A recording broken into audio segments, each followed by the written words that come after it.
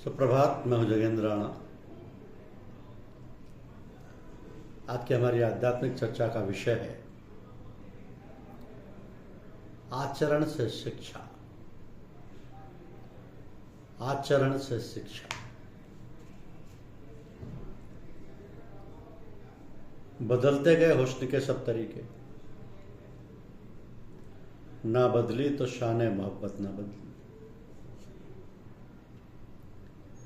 मनुष्य के जीवन में परिवर्तन होता रहता है। परिवर्तन विशेष रूप से दो प्रकार के होते हैं। एक तो प्राकृतिक रूप से होने वाला परिवर्तन जो प्रतिक्षण होता रहता है।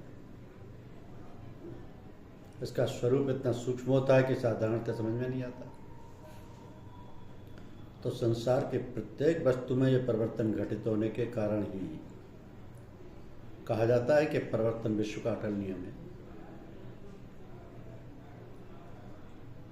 ये जो प्राकृतिक परिवर्तन है, जो देश काल और परिस्थिति के अनुसार होता रहता है, अनवरत और सतत।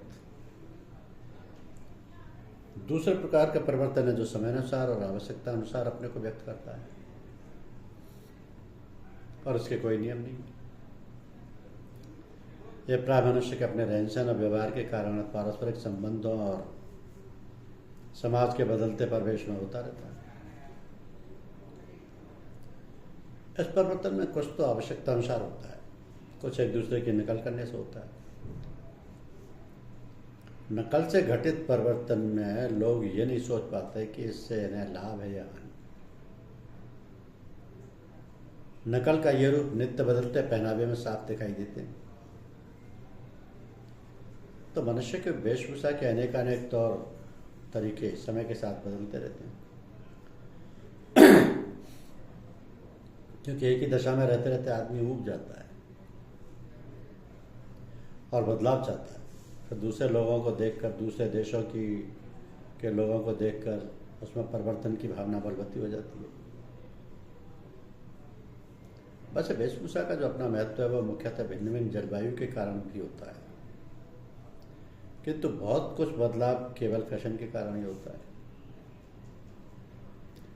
और फैशन के कारण होने वाले अनुकरण में लोग ये नहीं सोचते समझते कि इसमें क्या लाभ और क्या हानि है। प्राय टीवी और सिनेमा के अवलोकन से ये अनुकरण बढ़ता हुआ लोगों के दिलों में अपनी जगह बना लेता है। फैशन का यह रूप विद्यालय में पढ़ने वाले नवयुवक युवतियों में साफ दिखाई देता है। उन्हें यदि इस विषय में कुछ समझने की चेष्टा की जाए तो वो कहते हैं कि आप तो पुरानी विचारधारा की, देखिए मुँह से, अब जमाना बदल गया है। नए वातावरण और नई अवधारणाओं वाला ये नया युग है।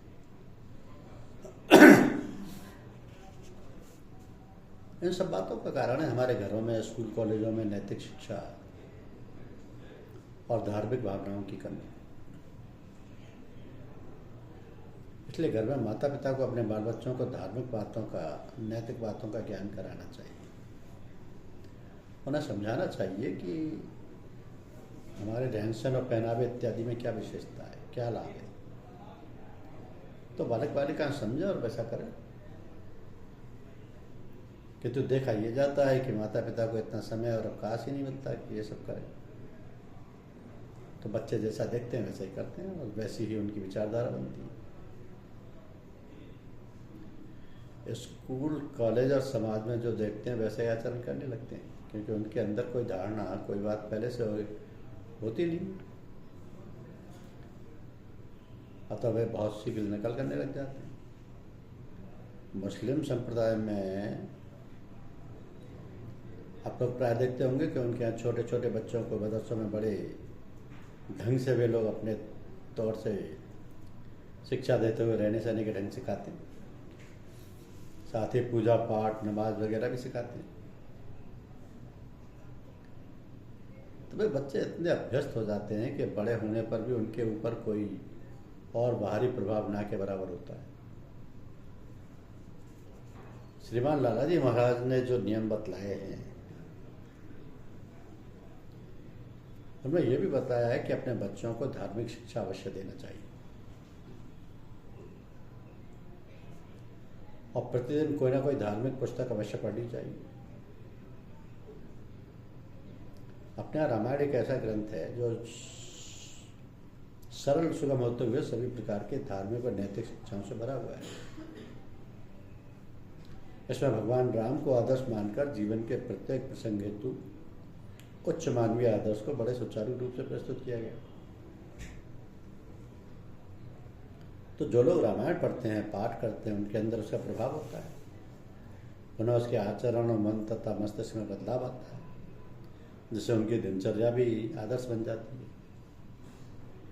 अब देखा ही जाता है कि प्राय लोग पूजा पाठ एक प्रकार की खाना पूरी के ढंग पर करते हैं, अतः उसका प्रभाव उनके मन मस्तिष्क पर ना के बराबर होता है, जिससे उनके जीवन में, रहन सहन में, पहनावे में, उनकी बातचीत में कोई परिवर्तन भी नहीं होता। जब कोई बात ग्रहण ही नहीं की जाएगी तो उसका प्रभाव भी नहीं होगा। ग्रहण करने का तात्पर्य है कि जो बात बतलाई जाए उसको अपने व्यवहार में लाना, उसी प्रकार कार्य करना, बोलना, चलना, उठना, बैठना इत्यादि। सो हमारा व्यवहार सीखना, पढ़ना, लिखना उतना ही हमारे काम आता है जितना हम व्यवहार में उतार लेते हैं। अन्यथा शेष सब तो इधर उधर की बातों में मन मस्तिष्क का बहलाव मात्र है। जो हमें करना चाहिए, हमारे जीवन को लाभदायी और समाज को जिसकी आवश्यकता है, उस पर हमारा ध्यान ही नहीं जाता। जाए भी क्यों? क्योंकि हमारा रुझान उधर है ही नहीं। हमारी शिक्षा, हमारा लालन पालन, हमारी दैनिक चर्चा उस प्रकार नहीं बनाई गई, तो फिर रुझान क्यों हो और कैसे हो? तो ये सब बातें सोच समझकर स्वयं अपने बच्चों को धार्मिक और नैतिक शिक्षा अवश्य देनी चाहिए। घर में प्रतिदिन प्राय सब लोग मिलकर कम से कम प्रार्थना तो करें, जिसमें बालक बालिकाएं भी उपस्थित रहें, तब कुछ और काम करें। तो मनुष्य जैसा सोचता है वैसे ही उसके काम होते हैं। सोचो, समझो और डट जाओ। जंगे मैदान, संसार के सम्रांगण में योद्धा की भांति और प्राप्त करो जीवन में एक दिव्य परिवर्तन। आज का जिधर देखो उधर ही वातावरण बड़ा विषाक्त और दूषित दिखलाई पड़ता है। सभी लोग त्रस्त, दुखी और पीड़ित जान पड़ते हैं। कोई भी सुखी और शांत नहीं जान पड़ता। घर घर में कलह और उपद्रव, तनिक तनिक सी बातों में झगड़े उठ खड़े होते हैं। तो यहाँ तक समस्या बढ़ जाती है कि एक दूसरे का मुँह भी नहीं देखना चाहते। कोई भी पारस्परिक समझौता करने को तैयार नहीं होता।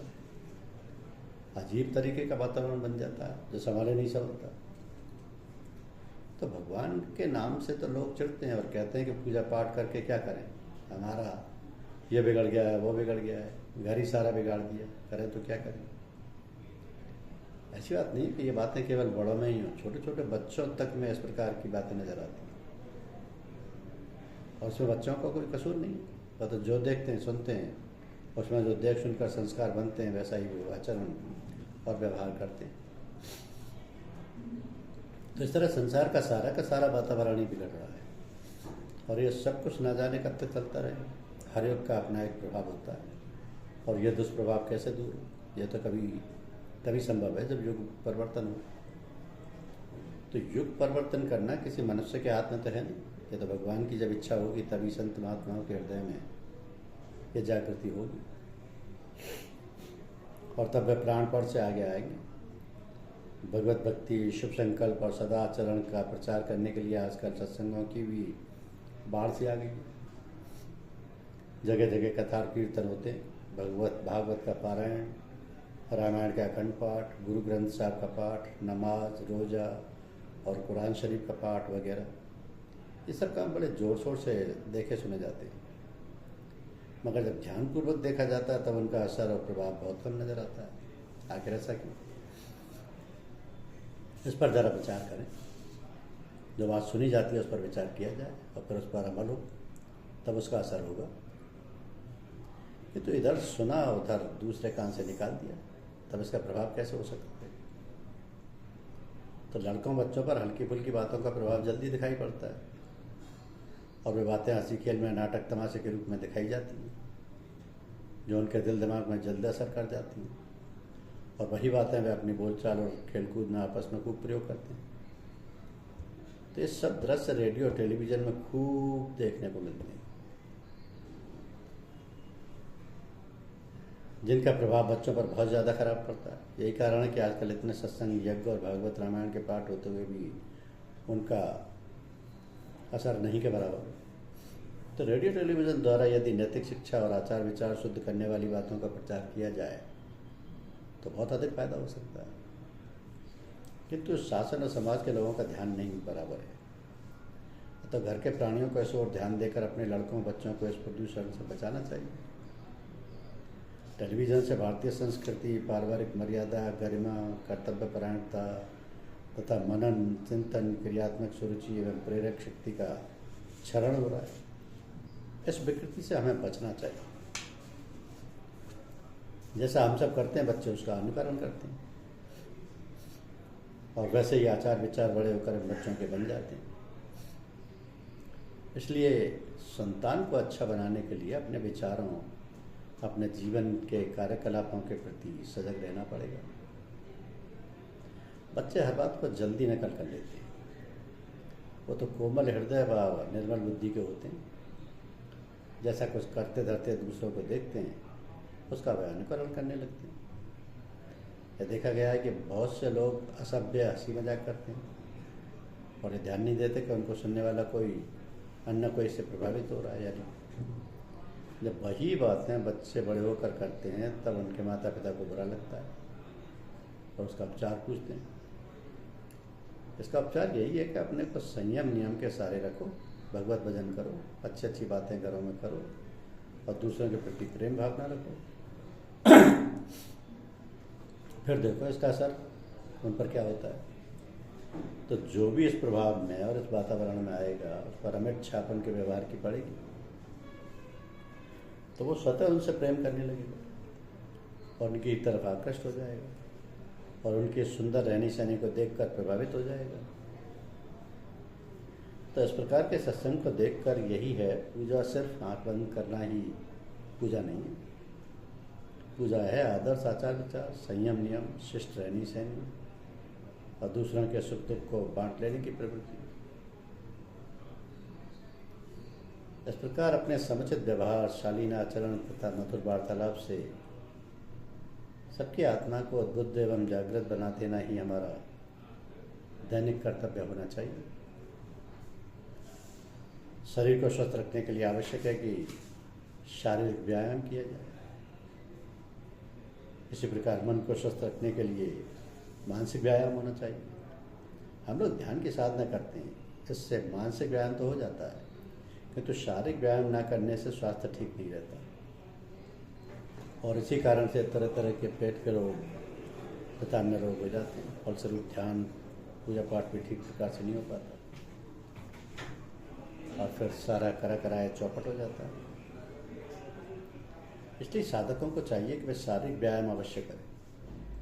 अब व्यायाम कई प्रकार के होते हैं, किंतु प्राय साय टहलना बहुत अच्छा और सुलभ व्यायाम है और जिन्हें ऐसी सुविधा ना हो वो आसन या अन्य प्रकार के हल्के अंग संचालन वाले व्यायाम कर लिया करें, तो फिर हमारी पाचन क्रिया भी ठीक रहेगी और रोगों का आक्रमण भी नहीं हो पाएगा, आलस्य भी नहीं आएगा। तो आजकल प्राय देखा जाता है कि पढ़ने निकले वाले विद्यार्थी और दफ्तरों में काम करने वाले आदमी जो ना तो खेलते हैं, ना टहलते हैं, ना कोई व्यायाम करते हैं, उन्हें तरह तरह की बीमारियां लगी रहती हैं और अधिकतर पैसा दवाइयों में ही खर्च हो जाता है और घर गृहस्थी के अन्य कार्यों के लिए पैसों की कमी हो जाती है। तो व्यायाम के मामले में घर गृहस्थी में लगी महिलाएं बहुत पीछे हैं, जिनको ना तो टहलने की सुविधा है और ना अन्य कोई व्यायाम की। उन्हें देखो तो न जाने कौन कौन सी बीमारियां लगी रहती हैं। महिला में एक बात और देखी जाती है कि वे दवाइयाँ नहीं खाती जब तक इतने असमर्थ ना हो जाएं कि वो बैठ सकें और खा पी सकें। जब उनका ये हाल हो जाता है तो वे लड़के बच्चों की देखभाल ठीक प्रकार से नहीं कर पाते। भोजन इत्यादि भी देर सवेर बनता है, इस कारण सारा कामकाज बाधित होता है। जो बच्चे पढ़ते हैं और जिन्हें खेलने कूदने का अवसर मिलता है वो तो कुछ ठीक रहते हैं, वरना उनकी भी हालत ख़राब रहती है। घर में टीवी होने के कारण उनका दिलो दिमाग उसी में लगा रहता है और माँ बाप शिकायत करते हैं कि बच्चे पढ़ते नहीं, पढ़ने में मन नहीं लगता।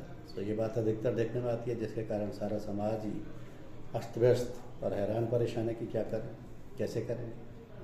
ये सारी विघ्न बाधाएं कोई विशेष नहीं है। यदि थोड़ी सावधानी बरती जाए और उस पर ध्यानपूर्वक कार्य किया जाए तो सब ठीक हो जाए। इन सब बातों के लिए माताएं अधिक उत्तरदायित्व तो निभा सकती हैं यदि उनको ठीक प्रकार से उनके परिवारीजन सहयोग दें, विशेष रूप से उनके पति और सास ससुर, जिन्हें सुविधा है सब काम अपने आप करने की, वे तो ये काम कर सकती हैं। अगर किसी को काम से फुर्सत नहीं मिलती तो किसी के वो बीमारी से फुर्सत नहीं मिलती, करें तो क्या करें। ये सब काम बड़ी आसानी से निपट सकता है यदि स्त्री पुरुष दोनों मिल बैठ कर विचार विमर्श करें। 10-15 मिनट दोनों मिल बैठ कर सोच विचार कर लिया करें तो बहुत अच्छी बात बन सकती है। जो बालक सयाने हैं, ऊंचे दर्जे में पढ़ने वाले हों, उनको भी साथ बैठा कर सब बातें तय करना चाहिए। समझा बुझाकर प्रेमपूर्वक सारी समस्या निपटाने की कोशिश करनी चाहिए। इन सब बातों के लिए एक विशेष कार्यक्रम सब घरों में होना चाहिए कि प्रातः उठकर औरतें, आदमी, लड़के, बच्चे, बाहर से आए हुए लोग भी सब मिलकर प्रातः प्रार्थना कर लिया करें। इससे वातावरण शुद्ध होता है और बच्चों में संस्कार बन पड़ता है। दूसरी विशेष बात है माताओं की कि जब वे भोजन बनाएं तो वे ख्याल करें कि हम भगवान का भोग तैयार कर रही हैं और जितनी देर भोजन बनाएं ईश्वर की याद, प्रार्थना, जप या भोजन भजन कीर्तन करती रहें। मन में चाहे गुनगुनाती हुई या जोर से भी, जैसा अवसर हो, करते रहना चाहिए। इससे उस भोजन में प्रेम रस, भक्ति रस भर जाएगा। जो भी खाएगा उसके अंदर वही प्रेम और भक्ति की भावना बढ़ जाएगी। फिर खाते समय जैसे भाव होंगे वही भोजन में प्रविष्ट हो जाएंगे, उसमें वही प्रभाव बच जाएगा और उससे वैसे ही विचार और भावनाएं तथा आचरण बनेगा। तब फिर जो लोग शिकायत करते हैं कि काम क्रोध वगैरह बहुत आता है, ये सब ठीक हो जाएगा। धन्यवाद।